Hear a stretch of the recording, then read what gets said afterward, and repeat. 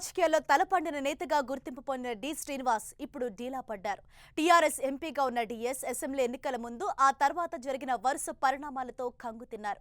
ఎన్నికల్లో పార్టీ వ్యతిరేక కార్యకలాపాలకు పాల్పడ్డారన్న ఆరోపణలు ఎదుర్కొంటున్న డిఎస్ ఇప్పుడు ఇటు టీఆర్ఎస్ లో ఇమడలేక అటు ప్రతిపక్ష హోదా కూడా పొందలేకపోయిన కాంగ్రెస్ లో చేరలేని అయోమయ పరిస్థితుల్లో కొట్టుమిట్టాడుతున్నారు.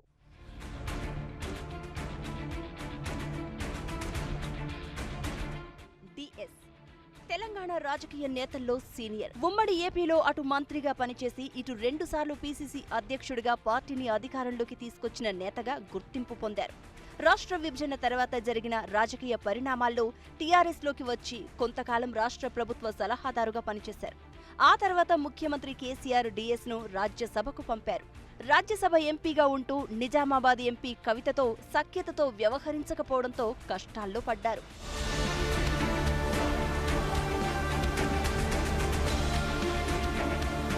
డిఎస్ టీఆర్ఎస్ లో ఉంటూ పార్టీ వ్యతిరేక కార్యకలాపాలకు పాల్పడినట్టు ఆరోపణలు వచ్చాయి. దీంతో నిజామాబాద్ జిల్లా టీఆర్ఎస్ నేతలంతా డిఎస్ పై క్రమశిక్షణా చర్యలు తీసుకోవాలని తీర్మానం చేసి పార్టీ అధినేత కేసీఆర్ కు పంపారు. దీనిపై వివరణ ఇచ్చుకోవడానికి కేసీఆర్ ని కలిసేందుకు డిఎస్ చేసిన ప్రయత్నాలు ఫలించలేదు. దీనిని అవమానంగా భావించిన డి శ్రీనివాస్ కాంగ్రెస్ కు చేరువైనట్టు కనిపించారు.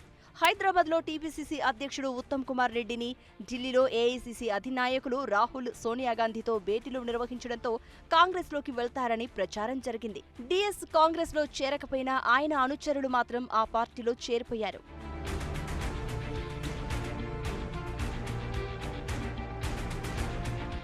అసెంబ్లీ ఎన్నికల్లో డిఎస్ పరోక్షంగా కాంగ్రెస్ అభ్యర్థులకు సహకరించారన్న ఆరోపణలు ఎదుర్కొంటున్నారు. నిజామాబాద్ రూరల్ అసెంబ్లీ టికెట్ను డిఎస్ తన అనుచరుడు భూపతి రెడ్డికి ఇప్పించుకోవడంతో పాటు టీఆర్ఎస్ అభ్యర్థి బాజిరెడ్డి గోవర్ధన్ ని ఓడించేందుకు ప్రయత్నించారని పార్టీ నాయకత్వానికి ఫిర్యాదులు అందాయి.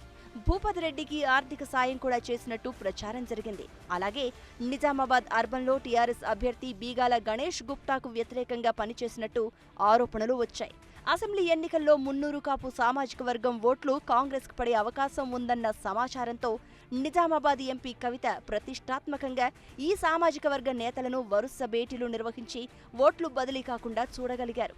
2 నియోజకవర్గాల్లో ఒంటి చేత్తో టీఆర్ఎస్ అభ్యర్థులను గెలిపించుకున్నారు. అసెంబ్లీ ఎన్నికల ఫలితాల తర్వాత నుంచి డిఎస్ పై టీఆర్ఎస్ నేతలు విమర్శల దాడి మరింత పెంచారు. దీంతో ఆయన మరింత ఇబ్బందుల్లో పడ్డారు. టీఆర్ఎస్ ఎంపీ పదవికి డిఎస్ రాజీనామా చేయాలని డిమాండ్ చేస్తున్నారు. ఇలాంటి పరిణామాల నేపథ్యంలో ఇక డిఎస్ ఫ్యూచర్ ఎలా ఉంటుందో అని ఆయన అనుచరుల్లో టెన్షన్ మొదలైంది.